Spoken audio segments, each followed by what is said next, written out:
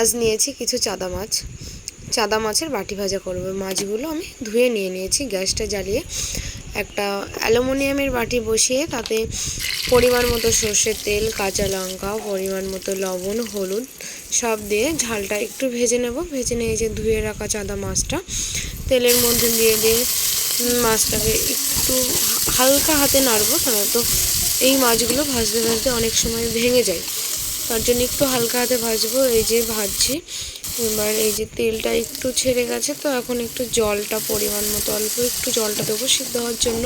যেহেতু বাটি ভাজা করব, শুধু তেলের ওপর দিয়ে ভাজা ভাজা হয়ে যাবে, এই কারণে একটু জল দিলাম।